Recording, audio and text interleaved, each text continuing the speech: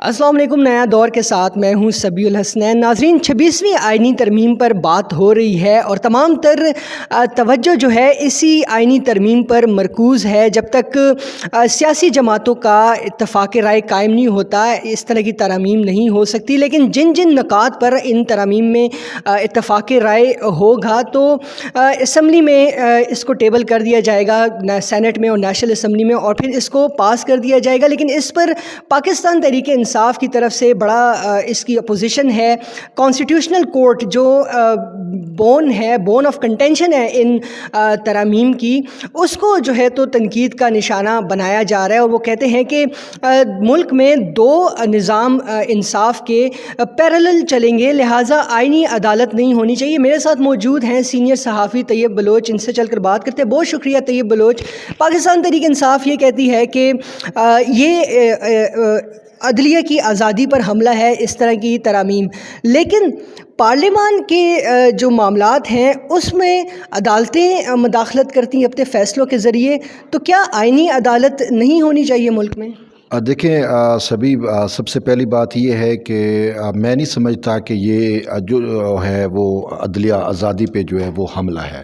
Basically اگر سچ پوچھیں تو جو عدلیہ آزادی مسلوب ہو چکی ہے، جو میری رائے میں، اور ویسے بھی عام طور پر عوامی تاثر یہی ہے کہ تحریک انصاف کی مسلسل سہولت کاری جو ہے وہ ہو رہی ہے، اور اس میں جو ہے وہ ججز، سپریم کورٹ کے دو معزز جج صاحبان کی اگر رائے کو تھوڑی سی بھی اگر ہم وقت دے دیں تو اس کے مطابق مخصوص نشستوں والے کیس میں جو ہے وہ ماورائے آئین ریلیف دیا گیا۔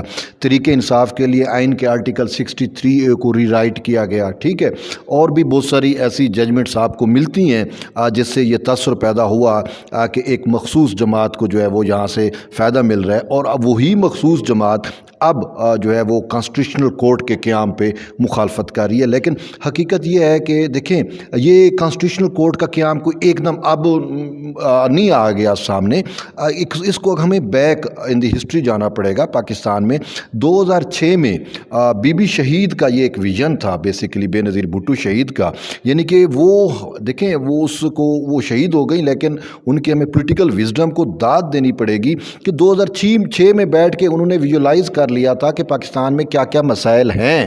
آج پریکٹیکلی ہم ان مسائل کا سامنا کرنا پڑ رہا ہے۔ تو آج مولانا فضل الرحمان بھی کہتے ہیں کانسٹیٹیوشنل کورٹ ہونی چاہیے، PMLN بھی کہتی ہے کانسٹیٹیوشنل کورٹ ہونا چاہیے، جبکہ کانسٹیٹیوشنل کورٹ کے قیام کا سب سے پہلا جو وہ ویژن تھا وہ بی بی شہید نے 2006 میں دیا تھا، چارٹر آف ڈیموکریسی کا جو چوتھا نقطہ ہے اس کے اندر، اور اس میں تمام ورکنگ بھی شامل تھی، اور اس میں یہ بھی تھا کہ کون سے بندے اہل ہوں گے اس کے جج بننے کے لیے، اور کون سے صوبے سے کس طریقے سے، پورا ایک ورک کمپلیٹ تھا۔ اور اس ٹائم PMLN نے اس پہ جو ہے وہ اتفاق نہیں کیا تھا، تو اس وجہ سے آج PMLN کو پتہ چل رہا ہے کہ بی بی شہید نے ٹھیک کہا تھا۔ دوسرا جو آپ تحریک انصاف کی بات کر رہے ہیں، میں کل سن رہا تھا مرزا وہاب کو، جو پاکستان پیپلز پارٹی کے چیئرمین بلاول بھٹو زرداری کے ترجمان بنے ہیں، تو وہ یہ کہہ رہے تھے کہ 2006 میں جو بی بی شہید نے اتفاق رائے پیدا کیا تھا اس وقت کی پولیٹیکل سٹیک ہولڈر میں، اس میں عمران خان بھی شامل تھے، یعنی کہ عمران خان بھی 2006 میں وہ اس مسودے پہ یا اس چارٹر آف ڈیموکریسی پہ اور کانسٹیٹیوشنل کورٹ کے قیام پہ اتفاق کر چکے ہیں، دستخط بھی کر چکے ہیں۔ تو اب جو تحریک انصاف ہے وہ بقول بلاول بھٹو زرداری کہ وہ اختلاف برائے اختلاف کر رہی ہے، ٹھیک ہے نا، وہ اگر اختلاف برائے تنقید کرے یا تنقید برائے اصلاح کرے تو وہ تو مانی جا سکتی ہے، ٹھیک ہے، لیکن وہ صرف روڑے اٹکانے کی ان کی کوشش ہے، کیونکہ ان کے نزدیک اب یہ ہے کہ یہاں پہ سپریم کورٹ میں عدلیہ آزادی، میری اس میں کہ عدلیہ آزادی سلب ہو چکی ہے۔ میں تو کہتا ہوں کہ جوڈیشل کو لگا ہوا ہے جو 8 ججز نے کیا، ٹھیک ہے، اس جوڈیشل کو میں ان کو پتہ ہے کہ انہی کو فیور مل رہی ہے اور انہی کے حق میں ہی فیصلے ہوں گے۔ تو اسی وجہ سے اب وہ جو عمران خان کا 2006 میں موقف تھا، جو اس نے بی بی شہید کے ساتھ ایگری کیا تھا کانسٹیٹیوشنل کورٹ پہ، اب وہ اس کی مخالفت کر رہے ہیں، وہ مخالفت برائے مخالفت ہے۔ اچھا، یہ بھی خبریں آئیں کہ تحریک انصاف جو ہے وہ راضی ہے مشروط طور پہ کانسٹیٹیوشنل کورٹ کے قیام پہ۔ اب اس پہ میں نے جاننے کی کوشش کی تو انہوں نے کہا کہ منصور علی شاہ چیف جسٹس بن جائیں، اس کے بعد کانسٹیٹیوشنل کورٹ بے شک قائم کر دیجیے، ہمیں شاید کوئی اعتراض نہیں ہوگا، شاید ان کے ایک اور بھی 2-4 نقطے ہوں گے، لیکن کانسٹیٹیوشنل کورٹ کا قیام شاید ہی کوئی پولیٹیکل سٹیک ہولڈر ہو جو پارلیمانی جماعتوں کی بات کر رہا ہوں وہ اس پہ میرا نہیں خیال کہ وہ اس سے اختلاف کریں گی. یہ وقت کی ضرورت ہے. 2006 میں ان کو ہو جانا چاہیے. 2008 میں جب پیپلز پارٹی کی حکومت ہے 2009 میں انہوں نے کوشش کی تھی 18ویں ترمیم میں اس کو شامل کرنے کی, لیکن اس وقت میاں صاحب یا نواز شریف کی جانب سے PMLN کی جانب سے اس کی مخالفت کی گئی تھی, جس کی وجہ سے یہ ٹیبل نہیں ہو سکی. آج دیکھیں جیسے آپ نے کہا نا یہ بون ہے مین ترامیم کی, تو اس میں PMLN بھی اب راضی ہے. JUI کے مولانا فضل الرحمان نے بھی جو ہے کانسٹیٹیوشنل کورٹ کے قیام پہ پارلیمان میں بھی خطاب کیا تھا اور انہوں نے اپنی تجویز بھی دی تھی. اور بیسیکلی بلاول بھٹو زرداری کیوں متحرک ہوئے ہیں؟ وہ اس وجہ سے متحرک ہوئے ہیں کہ یہ میری ماں کا خواب تھا تو میں اس کو عملی جامہ پہناؤں. تو اسی وجہ سے مجھے یہ لگ رہا ہے جیسے آپ نے کہا کہ جن پہ اتفاق ہو جائے گا تو کانسٹیٹیوشنل کورٹ پہ تو اتفاق ہو جائے گا اور اس میں 2/3 مل جائے گی تو یہ تو پاس ہو جائے گی. اور مجھے تو متوقع طور پہ یہ لگ بھی یہی رہے کہ شاید اکتوبر کے پہلے ہفتے میں ہی شاید یہ ٹیبل نہ ہو جائے. وزیر اعظم صاحب جو ہے وہ 21 سپٹمبر کو جا رہے ہیں نیو یارک, وہ جو UNG کا اجلاس ہے, اور اس اجلاس کے بعد شاید وہ 29 سپٹمبر کو آئیں گے. تو اکتوبر کا جو پہلا ہفتہ ہے وہ بڑا اہم ہے, اور اس وقت تک کا جو سہرا ہے اتفاق رائے پیدا کرنے کا وہ بلاول بھٹو زرداری کے سر ہے, اور وہ اس پہ کام کر رہے ہیں. تو کانسٹیٹیوشنل کورٹ تو قائم ہو جائیں گی. باقی جو ترامیم ہے جس میں اور بھی بہت ساری چیزیں ہیں, تو بلاول بھٹو زرداری کے بقول کہ ہمارا اپنا مسودہ ہے, مولانا فضل الرحمان اپنا مسودہ پیش کریں گے, اور اس میں باقی بھی پارلیمانی پارٹیز اگر مسودہ پیش کرتی ہیں تو اس میں پھر کامن چیزوں کو سامنے رکھ کے وہ ایک ڈرافٹ تیار کر لیا جائے گا. جن پہ اتفاق نہیں ہو رہا گا ان پہ اتفاق رائے پیدا کرنے کی کوشش کی جائے گی, یعنی 2-4 پوائنٹس مولانا صاحب کے ڈال دیے جائیں گے. تو اس یہ بتائیں کہ کانسٹیٹیوشنل کورٹس پہ ظاہر ہے ایک اچھا اقدام ہے, اور آئینی اور قانونی نکات پر جورسپروڈنس ڈیولپ ہوگی ایسی عدالت سے, آئینی عدالت سے, کیونکہ اس کا کام ہی آئین کی تشریح کرنا ہوگا اور قانونی معاملات. لیکن وکلا جن کو سپورٹ کرنا چاہیے آئینی عدالت کو وہ مخالفت کر رہے ہیں. یہاں پر ہم نے دیکھا منیر ملک کا بیان اچانک سے آ جاتا ہے, وہ ابھی وہ پریکٹس میں اتنا ایکٹیو بھی نہیں ہے اپنی لیگل پریکٹس میں, ان کا بھی بیان اچانک آ جاتا ہے. پھر ہم دیکھتے ہیں فیصل صدیقی کا بھی بیان آ جاتا ہے اچانک, اور اچانک سے کچھ وکلا پاکستان تحریک انصاف کے وہ ایکٹیو ہو جاتے ہیں. وہاں سے حامد خان جو ہے وہ ایکٹیو ہے. یہ کیا الیکشن جو آ رہے ہیں سپریم کورٹ بار ایسوسیشن کے, اس کا تعلق اس سے بھی ہے؟ بالکل آپ صحیح پریڈکشن کر رہے ہیں. بیسیکلی یہ جو اب یعنی کہ اب کی بار جو سپریم کورٹ بار ایسوسیشن کے 31 اکتوبر کو الیکشن ہونے جا رہے ہیں وہ 26ویں آئینی ترمیم پہ لڑے جائیں گے. اچھا ٹھیک ہے. اب 26ویں آئینی ترمیم زیر بحث رہے گی اور وکلا ایک دوسرے کو قائل کریں گے.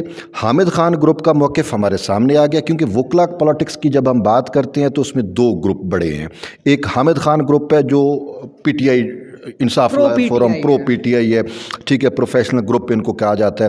دوسری سائڈ پہ جو گروپ ہے وہ پروگریسو گروپ ہے آسمہ جہانگیر کا, انڈیپینڈنٹ گروپ, ٹھیک ہے, یا پروگریسو یا انڈیپینڈنٹ جو بھی.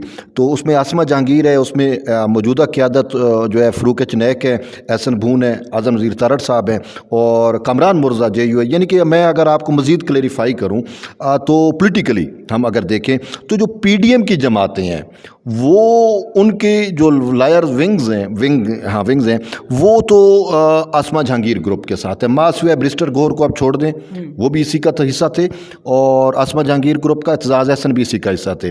لطیف کھوسہ جو ہے وہ حامد خان گروپ کا حصہ تھے. لیکن اب لطیف کھوسہ, اعتزاز احسن اور برسٹر گور وہ ایک سائڈ پہ ہو چکے ہیں, تو وہ حامد خان کو شاید جوائن کر لیں.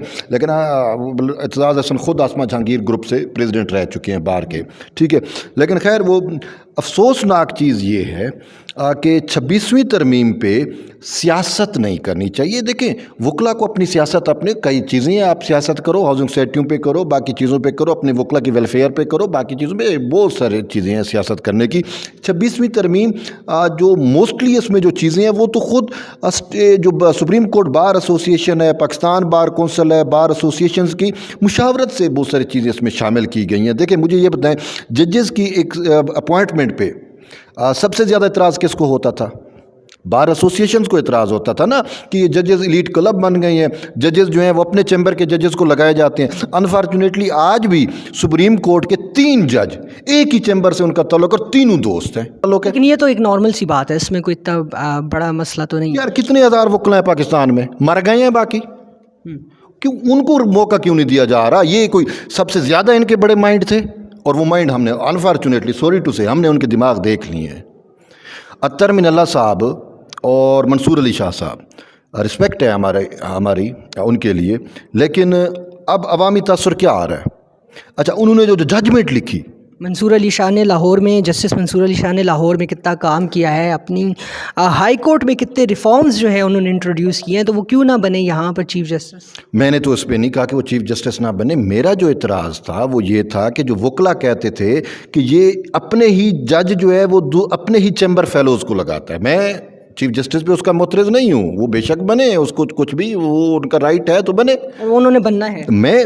میں جو کہہ رہا ہوں کہ وہ جو وکلا کا موقف تھا، وکلا کا موقف یہ تھا کہ یہ باقیوں کو آنے نہیں دیتے. اب یعنی کہ جو ان کے اپنے چیمبر سے تعلق رکھتا ہے وہی جج بنے گا. اب آپ کراچی میں چلے جائیں تو جسٹس منیب اختر کے جو چیمبرس ہیں وہ جج بن رہے ہیں، ٹھیک ہے. یہاں پہ ایک ہی چیمبر کے 3 جج، میں نے آپ کو مثال دی نا کہ یہ بنے ہیں.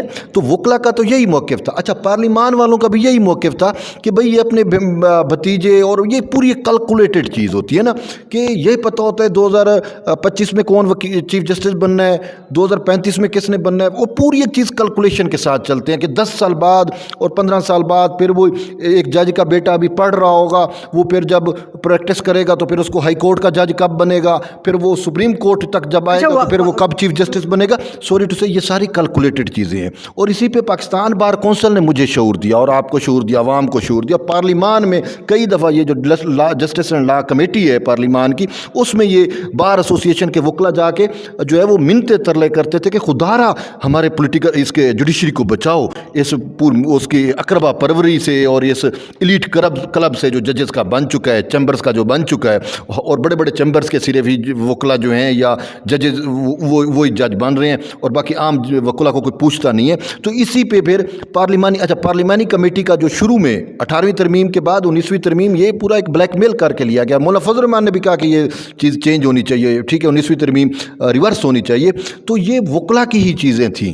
وہی میں کہہ رہا ہوں کہ یہ بیسیکلی جو ایونٹس ہیں، اب یہ یوں سمجھیں کہ آپ اس کو 31 اکتوبر کو سامنے رکھیں. 31 اکتوبر کو سپریم کورٹ بار ایسوسیشن کا پولنگ ڈے ہے. اس کے لیے ابھی سے ورکنگ شروع ہو چکی ہے.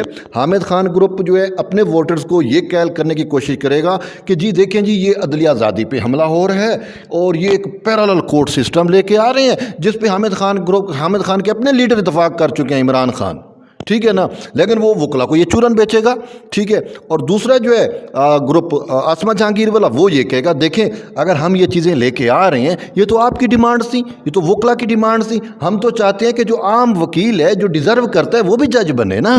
تو باقیوں کے بھی تو رائٹس ہیں، باقیوں کو بھی تو یہ اس وجہ سے اب یہ جو پوری 31 اکتوبر تک کا پالیٹکس ہے نا، وہ اسی یعنی ترمیم پہ چلے گا جو کہ شرمناک ہے. یہ اس میں متعدد چیزیں ایسی ہیں جو وکلا کی بھرپور ڈیمانڈ پہ شامل کی گئی ہیں. بالکل، روٹیشن وغیرہ، اور اس کے علاوہ جو 199 کی پاورز ہے وہ بھی، اس کو بھی ریگولیٹ کرنے کی بات کی ہے. تو ناظرین، اس طرح بار کی جو پالیٹکس ہے وہ نیشنل پالیٹکس کو شیپ کرتی ہے، اور آئینی عدالت کے قیام کو عدلیہ کی آزادی پر حملہ کہا جا رہا ہے. اگر تو یہ عدلیہ کی آزادی پر حملہ ہے بھی تو معذرت کے ساتھ عدلیہ ہی اس کی ذمہ دار ہے، کیونکہ ایک مخصوص جماعت کو ایک مخصوص پیٹرن سے ریلیف ملتا آ رہا ہے پچھلے 3 سے 4 سالوں سے، جبکہ آئینی عدالت کا قیام میرے خیال سے ناگزیر ہو چکا ہے. یہ پارلیمان کو اسٹرینتھن کرنے کا اور سویلینز کو اسٹرینتھن کرنے کا ایک تسلسل ہے، کیونکہ آئینی عدالت میں ہی